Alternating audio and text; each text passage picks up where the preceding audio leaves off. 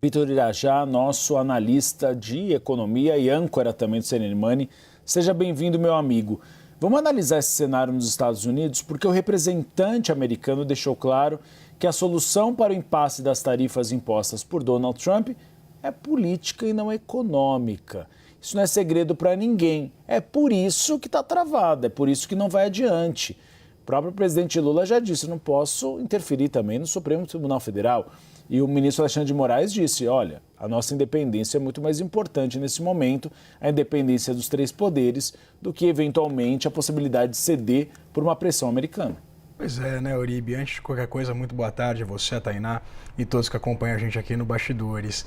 Uribe, tem aspectos que desde o início dessa escalada de tensões comerciais e evidentemente diplomáticas entre os Estados Unidos e o Brasil não são negociáveis, né? Tem aspectos que tangem, por exemplo, ao julgamento do ex-presidente Jair Bolsonaro no Supremo Tribunal Federal, um poder independente ao Poder Executivo brasileiro. O governo brasileiro não pode firmar qualquer tipo de acordo com os Estados Unidos que passe por uma decisão que não cabe ao Poder Executivo, ao presidente Lula e o governo do PT. Então, fica de fato uma situação bastante delicada em termos de aspectos em que pode-se colocar na mesa argumentações e compromissos. Agora, do âmbito político também, há uma série de discussões que podem interessar os Estados Unidos. A primeira delas, a gente tem acompanhado, inclusive, esse interesse por parte dos Estados Unidos nas chamadas terras raras, né, nos minerais críticos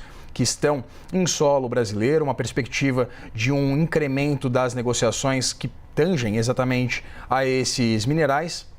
E também uma abertura maior do mercado de etanol. Isso porque os Estados Unidos, apesar de serem produtores bastante relevantes de etanol, eles são dependentes do etanol brasileiro nos Estados Unidos, né? São dependentes das importações de etanol dos Estados Unidos. Hoje, 60% do etanol importado pelos Estados Unidos é produzido aqui no Brasil.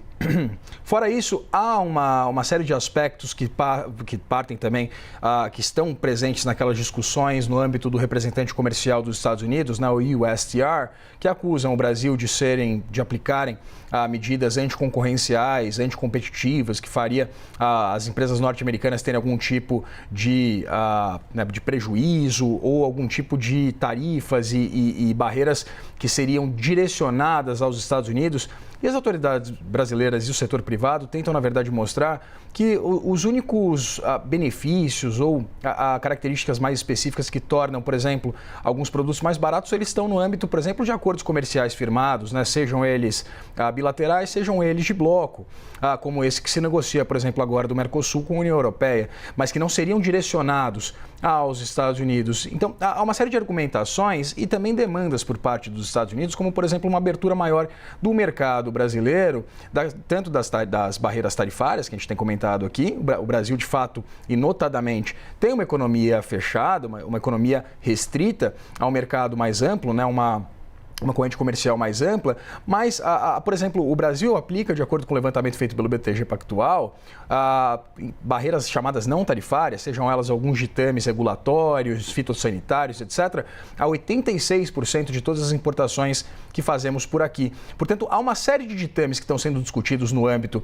dessas negociações e a gente pode ver, né, Uribe e Tainá, algum nível de sucesso, pelo menos essa expectativa desses empresários nessa comitiva, baseando-se, por exemplo, nas argumentações feitas também de representantes do setor privado com os seus pares, né, nos Estados Unidos, como a gente acompanhou no caso de diversos produtos que escaparam dessa sobretaxa imposta por Donald Trump, ficaram com aquela alíquota básica de 10%, caso, por exemplo, do mercado de aviação da Embraer, que a gente sabe, né, tinha uma preocupação bastante ostensiva, até porque o mercado norte-americano tem uma importância muito relevante para a Embraer. Então, a tentativa agora é exatamente repetir experiências bem-sucedidas no âmbito de negociações com esses pares, do lobby feito por esses escritórios de lobby, de Helgov, nos Estados Unidos junto a essas autoridades.